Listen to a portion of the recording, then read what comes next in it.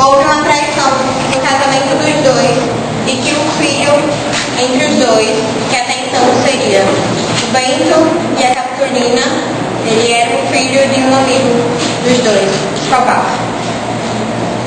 Vou começar com o início da vida particular entre os dois, o início da amizade entre os dois e o que aconteceu. A vida de Bento Santiago com Capitolina iniciou-se inocentemente na infância. Os dois eram vizinhos e tinham entre 14 e 16 anos.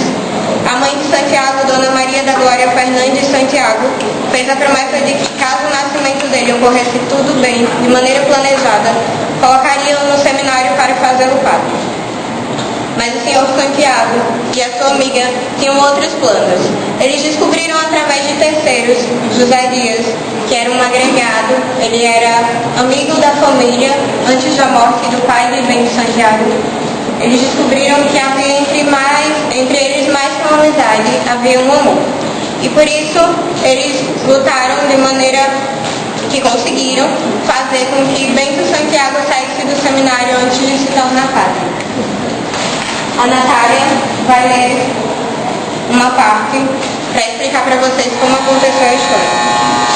Passado um tempo, ele foi durante o seminário,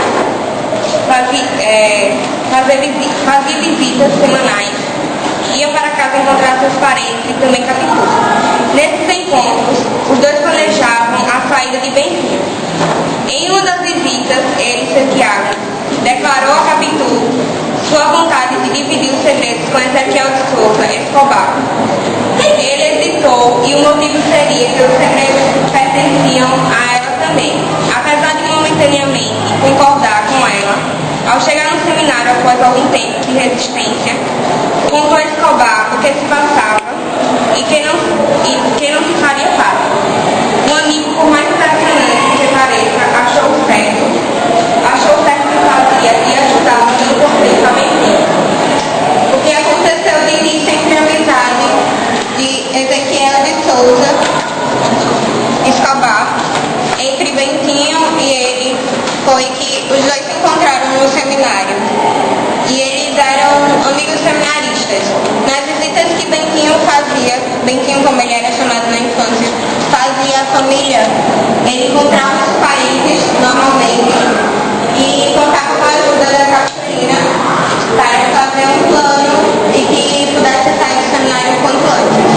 Ao contar ao amigo Escobar, essa parte que eu falo aqui, ao contar ao amigo Escobar sobre o plano de não fazer padre, ele conseguiu um apoio e ele dava conselhos a ele para que ele saísse do seminário antes do previsto.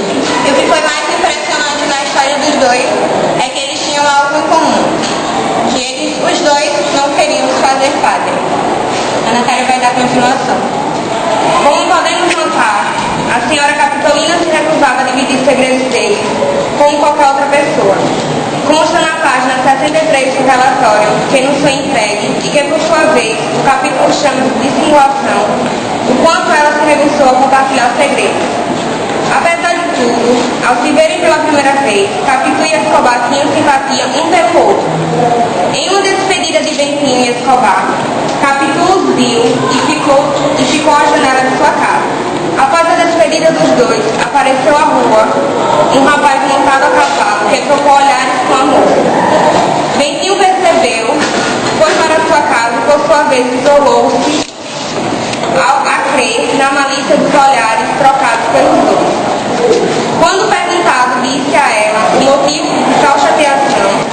Ela esclareceu que não havia nada, e, indignada com a dúvida de Bento, ameaçou que se houvesse outra vez alguma dúvida do sentimento dela, tudo estaria dissolvido entre os dois.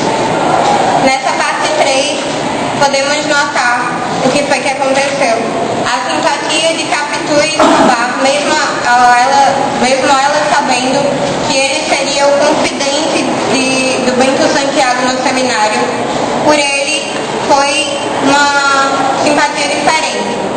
Não podiam duas pessoas que mal se conheciam e a princípio podiam não se gostar pelo motivo dele ser um amigo só do Bento Santiago e não dela. Eles não podiam se gostar tão facilmente.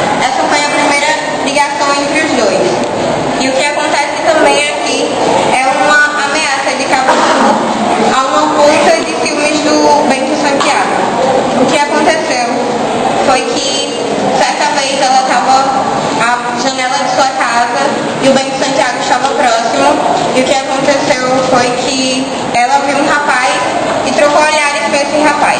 Esse seria o princípio de desconfiança do Bento Santiago à fidelidade de Capitu. O senhor Bento Santiago saiu do seminário com um plano entre eles. Bentinho, Capitu e Escobar e José Dias, que eram amigos de total confiança da família de Bentinho, ao sair foi estudar lei e se fez para estar em direito. Mantiveram as amizades e o amor de adolescente. 5 anos regressou e tudo estava diferente. Seus parentes envelheceram, seus amigos cresceram e tudo mudaram. Escobar, seu amigo era negociante de café e casara com uma amiga de Capitu chamada Sancha. As relações entre o casal e Capitu se estreitavam cada vez mais com as vítimas que faziam entre si, e Escobar apelidara Capitu de Cunhadinha. Bento Santiago foi estudar fora e ele se tornou bacharel em Direito. Ele regressou após 5 anos e depois desses 5 anos muita coisa havia mudado. Os parentes estavam mais velhos, os amigos também, e Escobar, o seu amigo de seminário, a qual não encontrara há 5 anos, estava negociando café. Virou negociante e casou-se com uma amiga de Capitu, Sancha, mais um elo de ligação entre os dois. O Escobar se referia a Capitu às cartas que escreviam a Santiago, e Capitu também escrevia a Santiago, como cunhadinha. Com licença, doutora Mariana. Vamos dar uma pequena pausa no processo do julgamento e voltaremos às 15h50, 3h50 da tarde. Por favor, obrigada, podem sair.